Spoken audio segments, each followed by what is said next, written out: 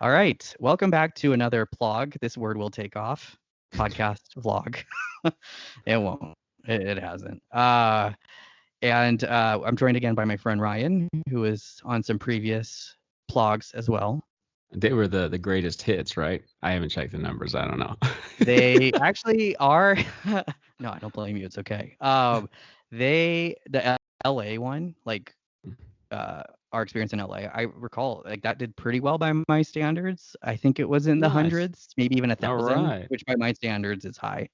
Did we do another one? We did, right? We've done two, I Yeah, think. I think it was just continued. Talking about Oh, LA that's and right. stuff. Yeah. Continued it. Yeah. Well, thanks for Um, having me back. I mean, yes. hundreds of views is great by my standards too. I'm no celebrity with the Uh, YouTube, so excuse me. Yes, you are. We were talking just before this, and let me poop in peace, which is on YouTube, or it still it is. is. Yes, Last I checked, it was a while ago. It was doing very well.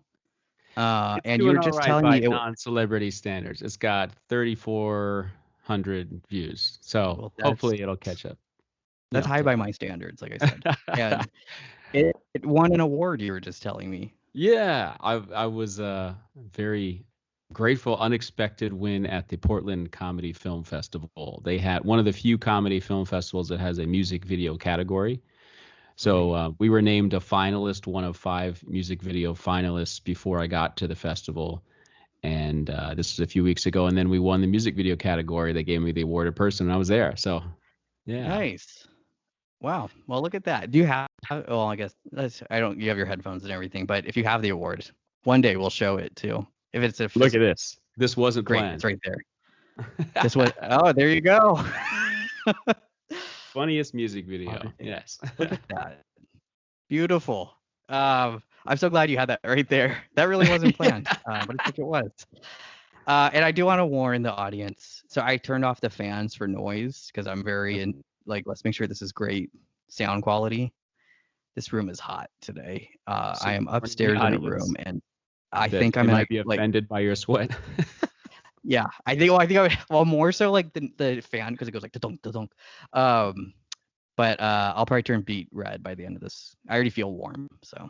What's wrong with my Um, ears? That's why the you know ear pods what's come with funny? I and this. everyone's a lot of people say that mine fit beautifully every time. Your Not to fat brag. ears. I'm just kidding. With my fat ears. Yeah, with my very fit ears. I take them on runs. I used it on a run this morning. Stayed Oh, in. cool. Not to rub it in, like I said. Anyway, cool. So today's topic is a little more. Let me backtrack. It's a little Death. more serious. It's not death, but Sorry. close. No, close.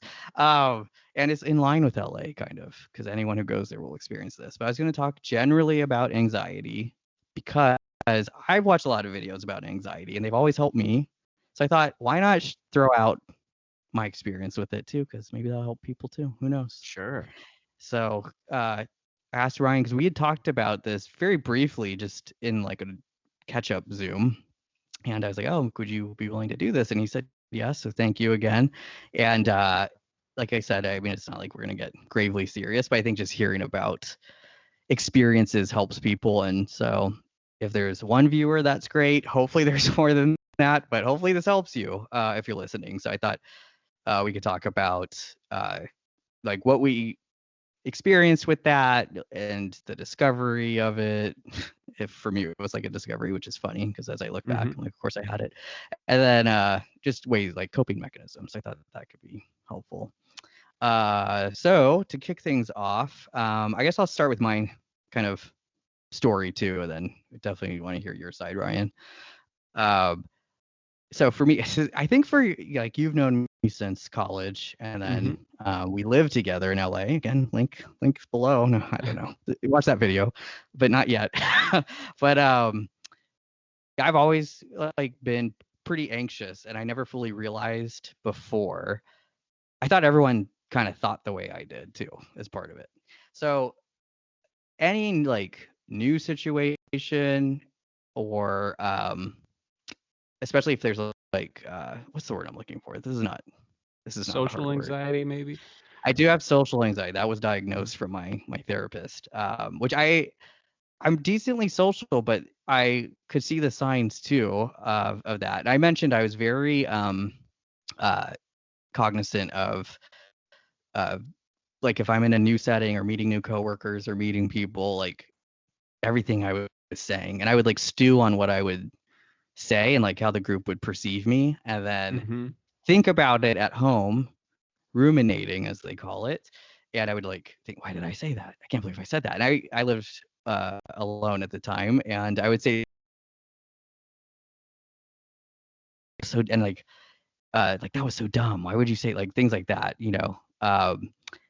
And so, but that's when my therapist was like, I think you have an element of social anxiety, which was a shock to me because I like to do things with people, Mm-hmm. pretty social. You know this, to your own probably annoyance. Back in the day, like let's No, hang out all the time. you're very Yeah, social, and you like to get out of the house and do something yeah, active. Yeah. yes, yeah. And I love being, and I still do love being active. I think it's more of a how people are perceiving me Mm-hmm. thing, and I've gotten more aware of that, which has helped. And again, the therapy helped with that. But like discovering it and then also realizing, oh, I do have social anxiety. Um, and I'm trying to be, I think this is also helping as I age, as I just inch closer and closer to 40 years of age. Caring less about that is like Mm-hmm. that's actually starting to come in more, which is good. Like I'll catch myself if I'm like like they're not thinking about what you said earlier today, or they're not thinking that joke wasn't funny. It probably wasn't. I'm just kidding. It probably wasn't though. But yeah, so that was a piece of it. And then just generally like handling confrontation was a word I struggled with, sadly. Mm-hmm. And I couldn't think of that word. That's an easy enough word. But never been good with confrontation. So like workplace settings, I've never, depending on the setting, like can be a challenge for me too. And in LA, things got contentious at the place I was at, and I'm laughing because it was cartoons, but it did. And so I No, in couldn't LA, deal with that people well. And I, have big, strong-willed personalities, probably yes, more so than most industries. And so, if yeah, you don't like confrontation, it can be extra intimidating. Yeah. yes, absolutely. So I actually had my first panic attack when you and I were in LA. Mm-hmm. And uh, was super on edge. And I think it was partially like the work, and then like I don't know what I'm doing with my life, even though I was so young. And it's like you have time, it's okay, just try to take things day by day. Um, and I didn't realize, so that kind of like stayed there for years, and then I moved back up here, worked at another company, and still would have that like extreme nerves during like interviews or if I'm presenting in front of a large group, like sometimes very extreme, but like still made it through, got various roles, luckily, like jobs, and but like towards the end of what the company I was last at, I just was like, I am just not in a good headspace. It was like a tough manager that I had, so that wasn't helping things. So they actually had on, and it was like above our urinals, so just a great time to be inspired. Like you can get therapy through the company, which was super, it's really nice benefit. And I had never seen a therapist before this, but I knew I wanted to. I'd heard good things. I think the stigma had gone down and down and down with therapy over like for our generation. There's like a slight stigma, maybe, like when let's Mm-hmm. say you and I were in college, but by this time, this is like 2017, like stigma is gone, and it's like most people see a therapist. So that's when I went to one, started like sharing the things that made me feel ill at ease. Shared the panic attacks I was having, which were less than, but reared their head towards the end of when I left that company. But Mm-hmm. that's through talking it through. And again, it's like you're stepping out of yourself. That's what helped me a ton. Nobody has it figured out. Like No. nobody. And I think I was trying so hard to like pretend like I had everything like perfect and good, and like it's almost like a showing off in a way. And I'm not usually that type of person, at least with social media. I've never been like let me Yeah. post something every day. I want to get all the likes. But at the same time, I think subconsciously there was this whole like I'm gonna have like or try to show I have the perfect life, and I by no means do. I'm very fortunate in so many ways, and I recognize that. But I think speaking a little more openly, and this is what helps my anxiety now, I will tell people this is making me anxious. whatever it is, or depressed. And Mm-hmm. even saying that helps me. Usually the person I'm talking to will help me talk through it. And it's like I realize it's never as bad as I think, which helps me a lot too, versus keeping it in like I used to. Yeah. Yeah, so I that for think me has been therapy helpful. is really helpful for a lot of people, but also, like you said, simply knowing that other people deal with the same thing, whether you Mhm. know them personally or hearing a podcast, something about that is we're such a social species, Yeah, and to think that, oh, I'm not alone dealing with this can take out absolutely. to be such a relief. It doesn't take the symptoms away, but it doesn't make you feel lonely and anxious at the same time, and it's a Right. big help. Oh, So, absolutely. And yeah. and that's exactly it. And part of it, like part of the package deal is depression as well with Hmm. anxiety. And I think it's everyone has a different balance of the two battling it out. From what I've discussed with in my therapy, then also just kind of this is my own self-evaluation. I lean more towards anxiety than depression, but Hmm. they go hand. It's the same diagnosis. They go hand in hand. There are times I'm like burping in a serious thought, but what can you do?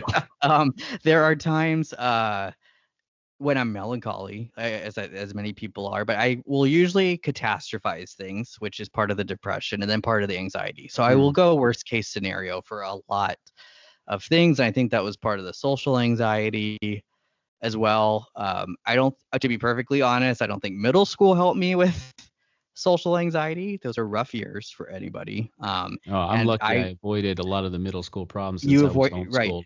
You were homeschooled, right? So yes, I and would have been bullied, I'm sure. I was a dork in it's middle not, school. I think everyone is. It's not Everyone has a hard it's time not a with pretty it. time. It's not, Yeah. yeah, because it's awkward. You're going through like Hmm. puberty and changes um it's just a rough time. So I think that made me more aware because it's like part of the bullying of I wasn't like heavily bullied, but I definitely was like teased and mocked and like we talked through that in my therapy. But that gives you real like your sense of self-worth goes down and you become really more self-conscious about how you're appearing to other people. I Hmm. think that like stuck with me. And I do think that sticks a lot in your 20s. I think there's more of a um this is just from my perspective, but like show again trying to show off and like I have everything great. I have everything figured out. Like I said, personally I've like started to like crumble that thankfully in my late 30s. I just don't care anymore. Um not 100% don't care, but I like much less. But anyway, I think I God, this is like therapy again for me because I'm just going into all these tangents and spirals. But there's a lot of realizations that come with this. I'm not saying I had by any means a bad childhood or anything, but there's so many life experiences that stick in your brain, and usually just the way we are as humans, you remember the bad things because your body's trying to and your brain is trying to protect you from those things happening again. So those Yeah. just really stick, and that's a key piece I talk through, and I think it's helpful to talk through with not only your friends or a significant other or whatever what have you, but I think a professional does help too. I Yeah. went all over the place with that last thought. That's all right. And we could probably Yeah. do a separate podcast on my experience with anxiety. But just in case it helps somebody in a short amount of time. I mean, from what I understand, again, I'm not a professional. You're not a Mhm. professional that I know No, of, unless you got a degree since the last time I I saw did. you. Yeah, actually, before I made sure before this podcast. No, yeah, not at all. But from my understanding, under the broad umbrella of anxiety disorder, you can have OCD is one manifestation, and Yeah. then something like social anxiety is another manifestation, and there are probably others. But I discovered in my 20s that I was suffering from OCD, and I knew that my life was, I was struggling. I was having a really hard Mhm. time, and I didn't know what it was. Yep. And it took counseling and medication eventually, and Mhm. even some good books that actually really turned my life around and made my day to day manageable, where it had Oh, become nice. kind of out of control. Um, so yeah, for me, it was a different experience. Whereas like I've never dealt with the social anxiety. There's You've always times where I think, oh, I might have said something stupid, but okay. if I did, I'd be like, oh well. I was gonna um, say you've always come across to me as way more confident in that setting than I am. Like you're I saying, even back when we knew each other Yeah, and then in I LA. think Yeah. some of that is Yeah. nice because I mean to not deal with social anxiety Yeah. is it would be nice, for a lot of people who deal with it. At the same Yeah. time, sometimes a little more social awareness. So like, did I just insult that person without meaning to? It can make you Right. social awareness could be helpful, you know. Right. True. True. Yeah. Although uh, I was but never personally that offended by anything you said, if that well, that's good helps. to know. I'm one That's person, good to but know yeah. because sometimes I just run my mouth and don't mean any Yeah. harm. It's just like, Right. oh, it's all attempting to be funny, but sometimes you Right. cross a line. But for me, actually, so my uncle struggled with OCD and Hmm. severe depression hand in hand, and he actually took his own life. I think I shared that with you You back in did. Yeah. 2009, and I knew he had been struggling, and I had my own struggles, but I never connected the two because his experience with OCD Mm. sounds so different than what I was experiencing. I didn't even know I had OCD. And that's the thing that could help a lot of people, I think, is that Yeah. sort of classic OCD that my uncle experienced is the germophobia kind of thing, where he would wash his hands, many, many times a day to the point where they would become raw and even bleed. And Wow. he was afraid of germs, of contamination, not necessarily what's hypochondriac. I don't think he was afraid of getting diseases or something, but just something about I can't touch things because it's contaminated. And contaminated could be literal or even something a little more superstitious. Um, but he lived in a really heightened state of fear, and he had dramatic ups and downs. Sometimes he spent time in a psychiatric institute even, and they Hmm. gave him some cocktail of medication that really helped for a while, and then he would have a downward spiral again, and really need help to pull out of it. And he finally was overcome by fear and really unfortunate. Yeah. For me though, not recognizing my own OCD, a fancy word, I was experiencing what some call religious scrupulosity. And if you don't have a faith background, a religious background, it just basically means that you're afraid of sinning all the time, Hmm. of committing a sin, or you're not sure how big a sin it was that you committed or made a mistake. So me wanting deep down to be a good person and always afraid that I was doing something wrong was my own manifestation of OCD. Now, Hmm. no, I was raised Catholic and still practice, and some people like to joke about Catholic guilt, and there's culturally there's some Hmm. truth to that there, but it took me a long time to realize this isn't a problem with my faith per se and how I'm practicing my faith. This is actually a diagnosable mental disorder. Right.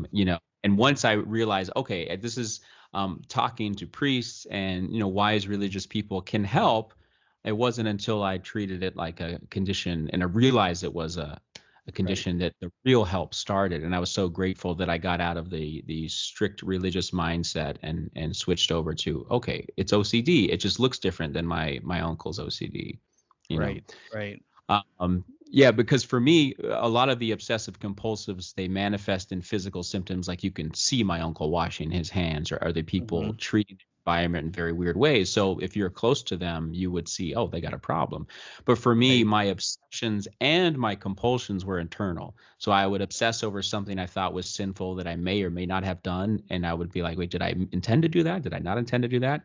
And then the compulsions for me was either some mental ritual or prayer that I created in my head, and sometimes it would manifest and I wanted to go to confession. For Catholics Hmm. that's can be, I wanted to go all the time. And but Hmm. those things are harder for other people if they're not close to you to really see, because on the outward appearance my life was pretty normal, but there is this internal struggle Yeah. constantly of what have I done and how do I feel better about what I've done. Hmm. Uh, and yeah, the biggest things were counseling, and there was one incredible book, and if it helps somebody, great, because I highly recommend it. It's called Brain Lock. Brain Lock by, I forget the doctor's first name, but Katz, Katz, I believe, if Hmm. I'm not mistaken. It just basically the neuroplasticity of your brain is amazing. You can retrain your brain's thought process in ways I had no idea you could do. So you first have to recognize where your harmful thought processes are, and then there's a whole routine. It's 4 steps in that book of how to retrain your thought processes into something that's healthy. And that book actually I would say changed my life. And I needed the counseling and later medication too. But my OCD got to the point where I remember, my favorite thing is going to the movies. I'm such Oh a yeah. huge buff. But my OCD was distracting me so much, just going over things that I thought I had done wrong in my head. There was Wow. a point in my life, and this is in my later 20s, where I couldn't even watch a movie without losing track of the plot because my Wow. thoughts Yeah. would rail. I was sitting in a theater, and I remember like a half an hour go by, and I'd realize I have no idea what I just watched. And Right. after I started applying some of the ideas in the book, I remember it was just a few weeks later, I went to a movie, and for the first time in months, if not longer, I was able to sit through a movie and not get distracted by my own OCD thoughts. Yeah. And it was Right. amazing. It was a Yeah. breakthrough. And so I'm like, give me more of that, whatever. And I Yeah. use some of the principles, in consultation with a professional and that kind of thing. So my breakthrough, when I first started experiencing OCD in my early 20s, it was actually right after we lived together. And a lot of times mental illness doesn't manifest until someone's 20s because your brain isn't fully mature. Some people say till Right. mid 20s, something like Right. that, Right. So that was a struggle for me too, because I'm like, I've never experienced anything like this as an adolescent. Why am all of a sudden I'm freaking out? Right. It was just late mental break, whatever you want to call it. And then I finally, in my late 20s, was able to figure out what it was and then get help. And then I've been on various forms of medication to aid with that for the last 8 years about. Um, Okay. Yeah. Medication is mainly designed for depression, but there have been clinical trials that are successful with OCD too, and I've changed brands because some of the side effects can suck. So it Mm-hmm. took me 3 or 4 different brands to find the one that actually sat with me well enough and showed signs of improvement. So the process can take a while, Yeah. Definitely. but at least knowing that there's hope and that you don't have to live that way is very helpful. Very true. Yeah. And I'm glad that was diagnosed, and it is always a process. And I'm glad you got to reach the point where, um, you can get back to, because anyone with any mental illness or struggle, you're trying to get back to whatever normal is. I put that in quotes, but like at least get back to that level. And it's you don't realize, like you said too, this was happening in your 20s. For me, it definitely was, but I didn't realize like things didn't come to a head until my 30s for me. And you don't realize as you're going through it, like you said, as you're developing, and maybe you thought the same as I did, like, well, everyone thinks this way, or and it's funny too, because when we lived together, I, there's some signs of exactly what you were saying you struggled with were there too. So it's like we Mhm. both weren't, I don't think we both knew what was going on with ourselves for one, and then two, couldn't share that with each other as much. So Yeah. um, I guess I'm not surprised that that was something that you were diagnosed with, but this is actually our first time fully talking about it. So it's kind of Yeah. interesting to hear this. Yeah. And some of these major life events can kind of trigger a spiral, or Mhm. if you have a family history of mental illness, that kind Mhm. of just, I don't know, triggers it for you. For me, it was a breakup with my girlfriend. You remember Hannah? Oh yeah, yeah, yeah. We had, I would say, a bad breakup, but that's not really fair. I broke up with her, and I tried to approach it, really like a gentleman. And if I had to do it over again, I would I would do it differently. That's what living and learning teaches you. Yeah. But the fallout of that, because she didn't talk to me or want to see me ever again, and not that there's a realistic expectation of what a friendship after a breakup can look like, Right. and sometimes people have unrealistic expectations, when hearts are broken. But I was like, it's weird to say since I broke up with her, but I was ghosted, and essentially that was the breaking point for me, where somehow I convinced myself that I was so wrong for breaking up with her that Wow. it must have triggered something. If there is some latent predisposition for mental illness, that took me over the edge. Oh yeah. And after that point, it just was going downhill until I figured out what was going on. Yeah. Oh, that's interesting. Yeah. I mean, because I remember that happening, but yeah, I didn't know that's sort of what was going on in your head. And like you said, there's so many breaks. Not everyone Yeah. feels that way, or feels that guilt, like that level of guilt afterwards. So Yeah, And then it and I mean sounded, sometimes there are seasons in life where things are just hard. Life is hard, oh yeah, and you can go through a temporary depression or a stage of anxiety because life throws you something crazy, and then you can kind of get out of it naturally. But a lot of people, I think, when they realize, oh my gosh, I've been suffering this way for 3 years, and the inciting incident happened 3 years ago. Why am I still stuck here? Well, then your problem's probably more clinical, and you should get some right, help. absolutely, yep. Yeah. No, I completely agree. And that's when there is this like, and you probably had it too. There's just this gut feeling that that it's like time to talk to someone, or Hmm. it's probably has reached a point where I do need help, and that's exactly what happened to me. And I'm so glad I did it, and would gladly see a therapist again. Yeah, but yeah, it is a process. I think. Did you not do that until like your 30s, actually, just like me, or were you kind of more So aware of it? I saw a couple of therapists in my late 20s, or mid to late 20s. I think when I was living in Florida, at Hmm. first, and they weren't that helpful. I don't think they had recognized the OCD either, because we were still Oh, interesting. spiritualizing the problem. And it Yep. wasn't until my dad actually found this book because I had shared a little bit with him and he wanted to help me. And I'm so Hmm. grateful. I mean, it was a weird way for it to work out, but he gave me this book and there's even a checklist. It's like you might have OCD if you struggle with these things and you go down the checklist and kind of mark it. And Right. I realized I was checking off a lot of these things. And so that convinced me, well, read the book, it might be helpful, but also talk to a professional and say, I think I have OCD. Can you help? And that didn't happen until my late 20s, where I was Okay. actually went Yeah. to a professional and we treated it as OCD and then it started to help. Yeah. Okay. Yeah. So, and you really do need that like a professional diagnosis to understand. I think so many people still self-diagnose, or at least I know Hmm. people, they'll be like, I think I'm fine, but then they'll explain something that's, especially as I've talked through these things, that like to me, I'm like, it actually does sound like depression. I'm not Hmm. as familiar with OCD because I haven't experienced that firsthand, but like I think some people initially you think like I can solve this myself, basically, Yeah. or I don't have anything wrong. But I think it's great if you can step back, maybe take a second. You went through an actual checklist, but like anything to just try to Yeah. assess. Well, maybe talking to somebody would help, And it and also helps in the it other usually does. direction too, because sometimes life events are really hard and someone can monitor you and say like, are you dealing like let's say it's a grief, you lose a loved one or something. It's like, are you dealing with this in a healthy way?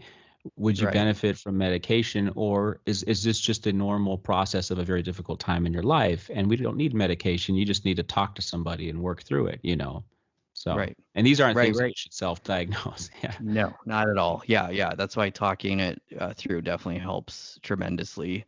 And it's funny, and you know what, we probably will do a part two on this because I actually do have a lot more to say. And uh, I think I'll just say this so I don't forget it. One thing that I realized was with almost like having, and I've gotten better about this, but like intense FOMO. But it was like part of the issue with the anxiety. I've slowed down checking like social media a lot Hmm. over time, and I used to be really big with checking Instagram specifically, and I've really slowed that down. So any family or friends watching this, they're probably not watching this anyway. But if you are, hey, thank you. The reason I don't like things rarely, I'm just rarely on that platform is I realized I was mainly checking Instagram on my toilet. This is a true story, or on my couch, That's the best place to but check the toilet social usually. media. And right, and I'm seeing people like they're going on this hiking trip, and they're like at I don't know, let's say like a national park in Utah that looks so nice, and here I am, I'm just sitting on my toilet today. Like, what am I doing with my life? And I would spiral all from just checking this app. And I've been reading more books, and I can mention this maybe next time we talk as well, that have helped me kind of understand it's not just me, who like you don't always feel great when you check things like that. It No, didn't help most of the my time it anxiety makes and you feel depression. Yeah, worse. it does because Actually, again, I'm seeing it. Yeah, it's a highlight reel. of people's lives. Yeah. So yeah, And from what I've read, there's been an explosion of anxiety yeah, across the country, or in the Western world. So anybody who has access to social media 24/7, yeah, I think anxiety disorder is probably the number one newly diagnosed problem, especially with young people. yeah. And so like the feedback loop of social media is definitely a contributing factor. I think a lot of people that would be otherwise healthy have developed social anxiety or other forms of anxiety because of Yep, overuse of social media. And those who are already predisposed, like you might be, it just makes it so much worse. it does. Yeah. And so, yeah, in addition, and hopefully a professional would see this too, but like in addition to getting help, there are steps you can take to just like get off social media Oh, absolutely. and Yeah. see how your life improves, you Yep. know. Um, yeah, for me, it wasn't Agreed. fear of missing out as much as just like being bothered by other people's accomplishments. Oh, that too. I Because had I that too. want Yeah. to achieve things, and I see Yeah. alumni from either Santa Clara or from Florida State and people who have done things, and you're like, oh, good for them. But what am I doing? I'm sitting on my toilet, and Right. Right. Right. No, watching exactly. Netflix. It's You're right. so yeah.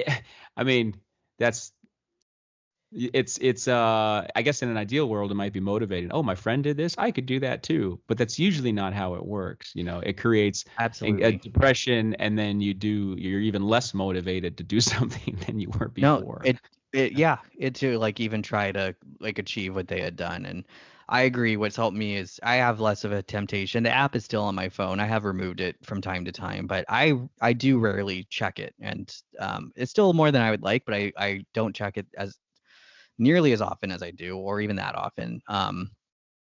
And that's helped me a lot. And I think stepping back and remembering, everyone is putting on across all their social media networks their highlight reel. Hmm. Like just remembering that helps a lot.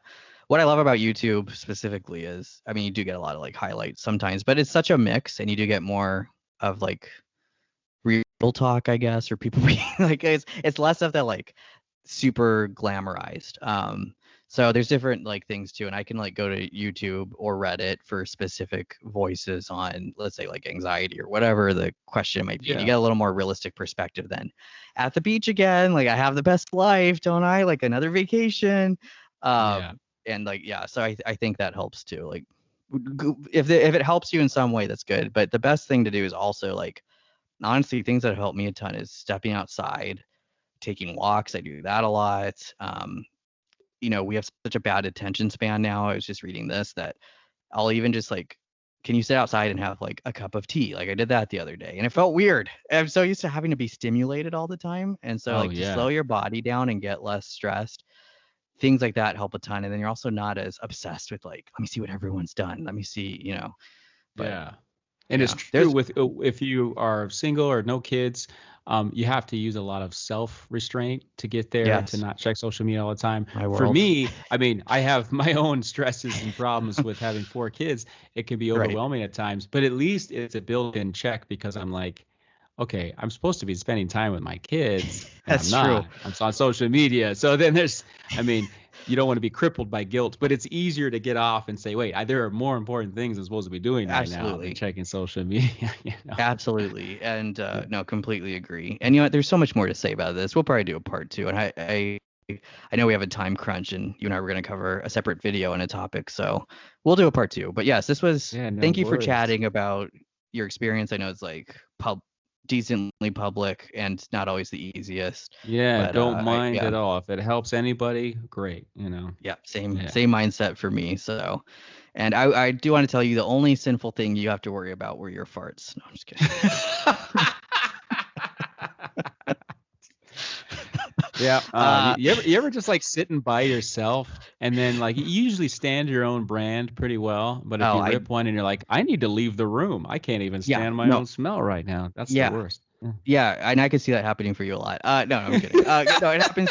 It happens to me a ton, and just the other day, especially if I'm like crouching down to do something, which I'll still do with like DVDs. I'm still very old school. I'll watch DVDs sometimes, and I like it tends to. I'm so old. Like I'll always like fart at that point, and they're so bad, like really bad. Well, there goes my day's plans. I guess I got to leave the house now. Yeah, I guess that's that. Not watching this DVD like it's 2001.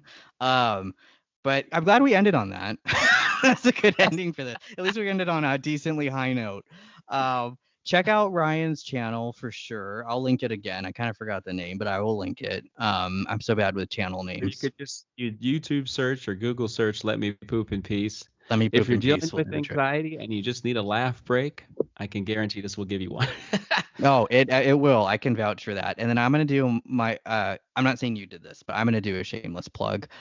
Kevin, my cousin Kevin and I have made a plethora of comedy videos. You could check that out at J Brant Productions. So sorry, shameless plug on my own They're a good my own team. I've blog. seen a lot of them.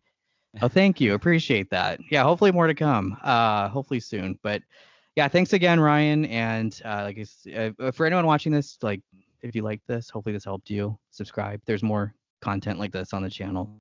Or there's travel videos, and then there's also more of just talking to people. I'll probably be doing more of this because I enjoy it. It helps me and hopefully it helped you. So thanks again. Yes, thanks for having me back. Until next time.